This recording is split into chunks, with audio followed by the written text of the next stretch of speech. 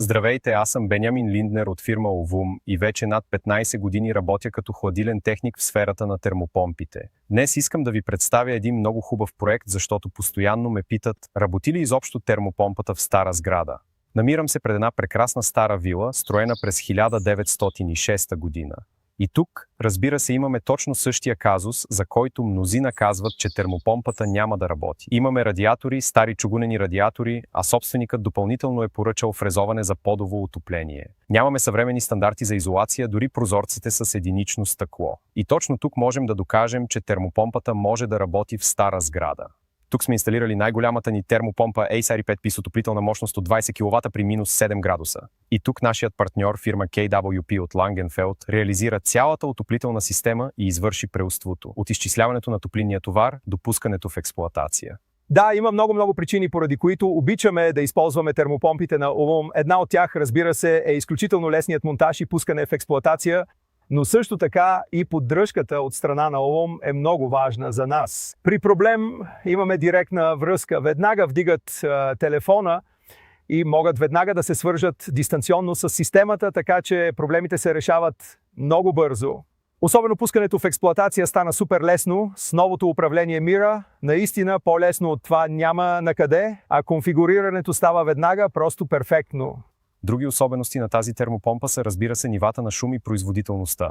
В този клас на мощност това е една от най-ефективните и тихи термопомпи на пазара. Дори сега, когато сме навън през есента и системата работи активно, с висока отоплителна мощност, просто нищо не се чува. А това е наистина решаващо и много важно в днешно време. И така, мисля, че е време да слезем в котелното, за да ви покажа технологията и другите функции на системата. Вече сме долу в котелното. Тук бяха подменени два газови котела. Имахме две отделни системи. Едно газово отопление за наемателите и едно за собственика. А тук виждаме една страхотна концепция. Става въпрос за хигиенен буферен съд. Голямото предимство тук е, че хигиеният буфер не загрява директно питейната вода, а затопляме само водата за отопление, а топлата вода се загрява на проточен принцип. Това, разбира се, е голямо предимство при термопомпите, защото не са ни необходими високи температури и не трябва да поддържаме бойлера постоянно на 60 градуса. Друга особеност, която имаме тук в старата сграда, са трите отделни отоплителни кръга. Имаме възможност да визуализираме тези три кръга много добре в нашето управление.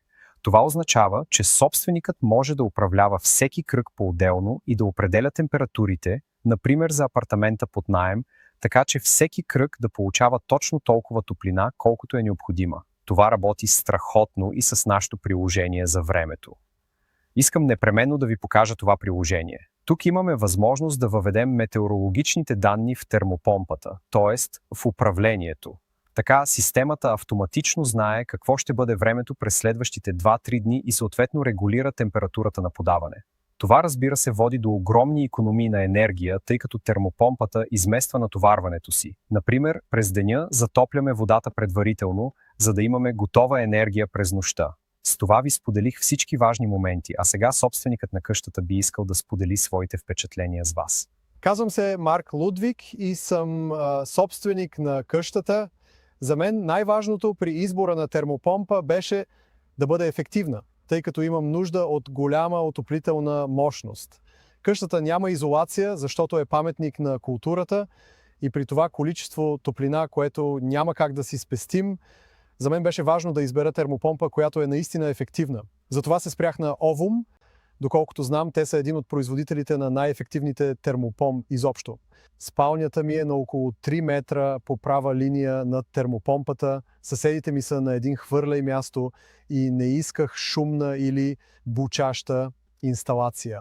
Никога не съм чувал тази термопомпа, когато съм вътре в къщата, а когато съм навън, понякога минавам покрай нея и се заслушвам дали работи. Невероятно тиха е.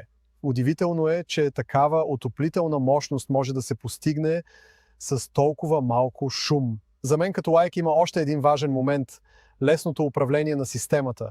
Контролерът Mira, който май е отскоро на пазара, страхотен е, защото дори като лайк мога да разбера какво точно се случва в термопомпата в момента, мога да регулирам важни според мен параметри, мога да помогна за фината настройка на системата.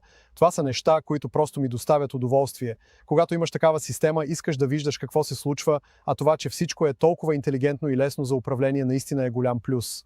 И така, вече успяхме да ви покажем как работи термопомпата в стара сграда, но не искам да пропускам възможността да ви покажа как се справяте в реално време. За целта, разбира се, можем да използваме нашия изглед на живо. И тук виждаме, че при консумация от 1,2 кВт електроенергия, нашата термопомпа генерира 6,9, почти 7 кВт топлинна енергия, а това е направо невероятно за реалните условия в момента при външна температура от 12 градуса.